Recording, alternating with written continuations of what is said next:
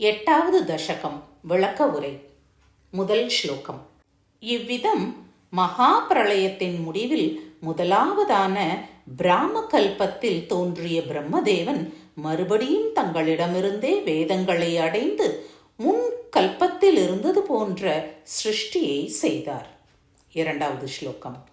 அப்பேற்பட்ட இந்த பிரம்மதேவன் 1000 சதுர் யுகங்கள் கொண்ட பகல்களையும் அதே அளவுள்ள ராத்திரிகளையும் பல தடவை கழித்தார். இந்த பிரம்மதேவன் தன்னால் சிருஷ்டிக்கப்பட்ட பிரபஞ்சங்களுடன் கூட தங்களிடத்தில் மறைந்து தூங்குகிறார். ஆகையால் இவருடைய ராத்திரியை நைமித்திக பிரளயம் என்று சொல்லுகிறார்கள். பிரம்மதேவனுக்கு 1000 சதுர்யுகம் கொண்டது ஒரு பகல். அதேபோல் 1000 சதுர்யுகம் கொண்டது ஒரு இரவு. இந்த இரவில் ஏற்படும் பிரளயம் நைமித்திக பிரளயம் எனப்படும். இவ்விதமான 360 தினங்கள் கொண்டது ஒரு வருஷமாகும். இப்படி 100 வருஷம் கொண்டது பிரம்மதேவனுக்கு பூர்ண ஆயுஸ். தூக்கம் என்பதே யாவருக்கும் பகவானிடத்தில் லயிப்பதே ஆகும். மூன்றாவது ஸ்லோகம்.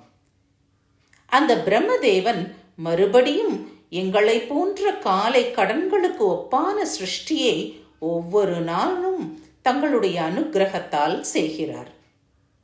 முந்தைய பிரம்மகல்பத்தில் தோன்றிய சிரஞ்சீவிகளுடையவும் விலட்சணமான சிருஷ்டியோவெனில் அப்பொழுது தூங்கி விழித்துக் கொள்வதற்கு ஒப்பாக இருக்கிறது. நான்காவது ஸ்லோகம். இந்த பிரம்மதேவன் இப்பொழுது 50 வருஷங்கள் அடங்கிய தன்னுடைய வயதின் பாதியாகிய ஒரு பரார்த்தத்தை தாண்டி இருக்கிறார் என்பது பிரசித்தம். எங்கும் வியாபித்துள்ள ஓ குருவாயூரப்பா, அதில் கடைசி ராத்திரியில் உண்டானவைகளும் அடுத்த நாளின் ஆரம்பத்தில் உண்டானவைகளுமான தங்கள் லீலைகளை சொல்லுகிறேன். ஐந்தாவது ஸ்லோகம். பிறகு பிரம்மதேவன் பகலின் முடிவில் நித்திரையை விரும்பியவராய் தங்களிடத்தில் மறைந்தார். 3 உலகங்களும் தங்கள் வயிற்றை அடைந்தன. அப்பொழுது இந்த உலகம் முழுவதும் ஒரே சமுத்திரமாக ஆயிற்று. ஆறாவது ஸ்லோகம். பிரளய காலத்தில் எங்கும் ஜலமாக இருக்கும். அந்த ஜலத்தில் ஆதிசேஷ தல்பத்தில் பகவான் நித்திரை செய்து கொண்டிருக்கிறார்.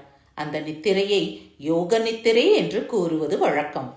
ஜீவனான நாம் தூங்குவது போலல்ல அந்த நித்திரை. ஏனென்றால் பரமாத்மாவுக்கு அஞ்ஞான சம்பந்தமோ போய் சேர வேண்டிய இடமோ கிடையாது. ஜீவனுக்கோ அஞ்ஞானத்துடன் ஸ்ரீ பரமாத்மாவிடம் செல்வதுதான் நித்திரையாகும். பரமாத்மாவுக்கோ தூக்கமானது பூர்ணானந்தமும் பூர்ண ஞானமுமான தனது ஸ்வரூபத்தில் லயிப்பதே ஆகும். ஏழாவது ஸ்லோகம்.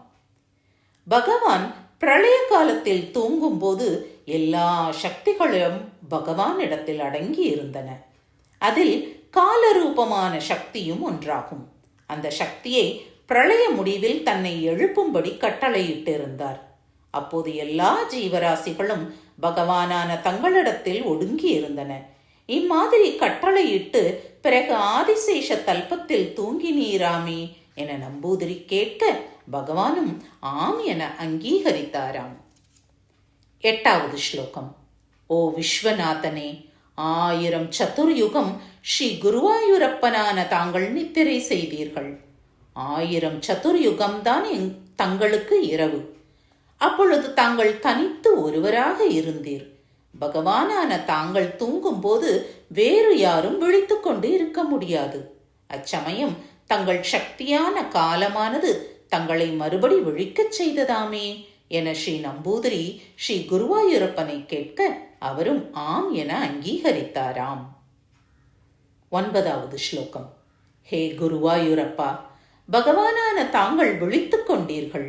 அப்பொழுது தங்கள் உள்ளே எல்லா உலகமும் சூக்ஷ்மமாக இருந்தன.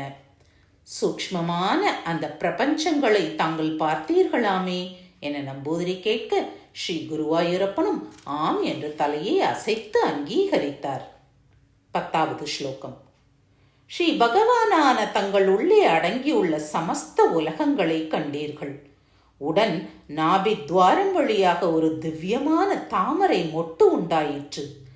அந்த தாமரை மொட்டில் எல்லா ஜீவன்களும், அந்த ஜீவன்களுக்கு வேண்டிய உலகம் முதலிய எல்லா சாதனங்களும் சூக்ஷ்மமாய் அடங்கி இருந்தன.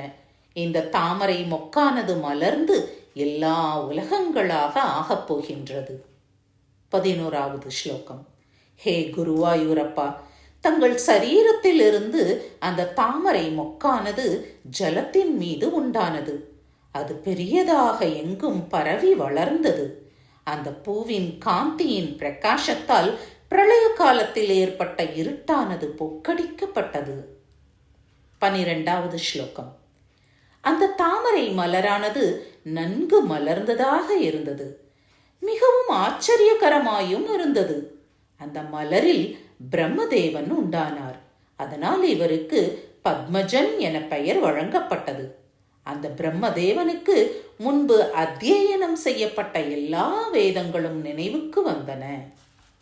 13வது ஸ்லோகம். ஸ்ரீ குருவாயூரப்பன் என விளங்கி வருகிற பரமாத்மாவான ஓ விஷ்ணுவே, இந்த பாத்ம கல்பத்தில் பிரம்மதேவனை நீங்கள் உண்டு பண்ணினீர்கள். தாங்கள் அளவு கடந்த மகிமையுள்ளவர். என்னிடமுள்ள எல்லா ரோகங்களையும் போக்கடித்து காத்தருள வேண்டும் என நம்பூதிரி வேண்ட ஸ்ரீ அப்பனுமாம் என அங்கீகரித்தாராம். இந்த ஸ்லோகத்தை படித்தால் ரோகங்கள் விலகும். ஸ்ரீ ஹரையே நமக. சர்வத்திர கோவிந்த நாம சங்கீர்த்தனம். கோவிந்த கோவிந்தா.